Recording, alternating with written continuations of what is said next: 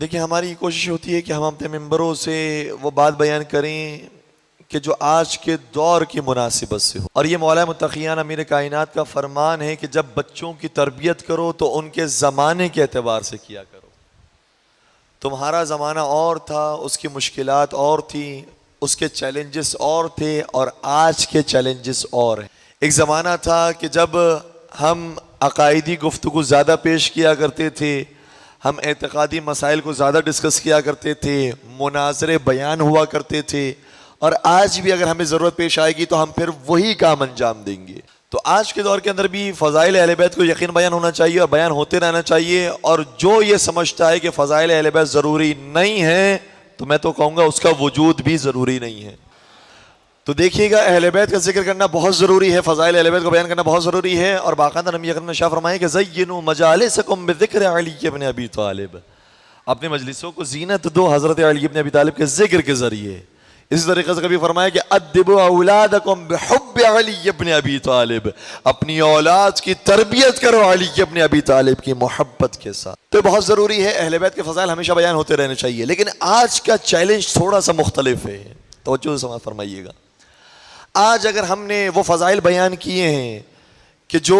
اہل بیت اطہار الاسلام کے اس دنیا میں تشریف آوری سے پہلے کے ہیں، ان کی خلقت نوری کو بیان کیا، ان کی خلقت آسمانی کو بیان کیا، وہ کتنا عرصہ پہلے اس دنیا میں تشریف لائے، ہزاروں سال انہوں نے عبادتیں کی، وہ عبادت کرتے تھے، ملائکہ ان سے سیکھا کرتے تھے۔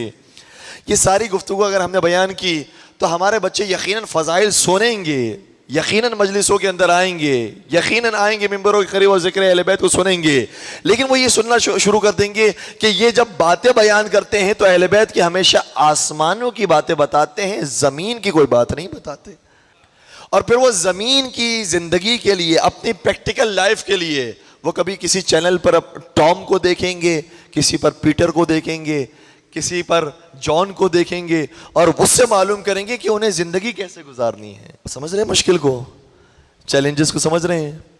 پھر اگر ہم نے اپنے ممبروں سے بیان نہیں کیا کہ دیکھیں اہل بیت جو دنیا میں آئے تھے، جس طریقے سے انبیاء اپنے زمانے کے لوگوں کی ہدایت کرنے کے لیے آئے تھے، اہل بیت کے آنے کا مقصد بھی یہ تھا کہ لوگوں کی ہدایت کریں، لوگوں کو بتائیں کہ زندگی کیسے گزاری جاتی ہے۔ لوگ اہل بیت کو دیکھیں تو سیکھیں کہ صبر کیسے کیا جاتا ہے، لوگ اہل بیت کو دیکھیں تو سیکھیں کہ سخاوت کیسے کی جاتی ہے، لوگ اہل بیت کو دیکھیں تو جنگوں میں ثابت قدمی کیسے دکھائی جاتی ہے۔ اگر ان کی زندگی کو، ان کی لائف کو نہ بیان کیا جائے، زندگانی کو بیان نہ کیا جائے، صرف ہم نے ایسی باتیں بیان کی کہ جو بعد میں کام آنے والی ہیں، اور یقین کام آنے والی ہیں، اہل بیت کے اوپر ہمارا عقیدہ ہے، ان کی شفاعت پر ہمارا عقیدہ ہے، وہ بھی اپنے مقام پر بیان ہونا بہت ضروری ہے، لیکن ہمارے پاس وقت بہت محدود ہے، زندگی بہت محدود ہے۔ اگر ہم نے کچھ چیزیں جو ان کی ضرورت کے مطابق وہ بیان نہیں کی تو وہ اپنی ضرورت پوری کرنے کے لیے کہیں اور چلے جائیں گے۔ اور میں جانتا ہوں، اور آپ بھی یقیناً جانتے ہوں گے، کچھ ایسے نوجوانوں کو اپنے خاندان کے اندر، اپنے محلے کے اندر، کہ جب فضائل سنتے ہیں تو یہاں پر آتے ہیں، لیکن جب اپنی زندگی کے مسائل معلوم کرنے ہوتے ہیں تو کسی مفتی کی تقریر سن رہے ہوتے ہیں، کسی مولوی کی تقریر سن رہے ہوتے ہیں، کیونکہ وہ زندگی کی باتیں بیان کر رہا ہے،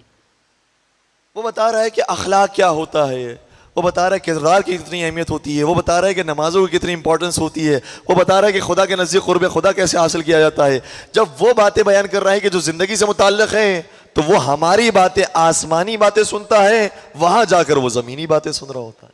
اس لیے ہماری ذمہ داری کیا؟ اب دیکھیں میں نے اپنا وظیفہ کیا سمجھا ہے، میں نے اپنا وظیفہ یہ سمجھا ہے کہ آج کے دور کے اندر اگر ہم اپنے نوجوانوں کو صحیح راستے پر رکھنا چاہتے ہیں تو انہیں بھرپور طریقے سے فضائل اہل بیت بھی دیں اور سیرت اہل بیت بھی دیں۔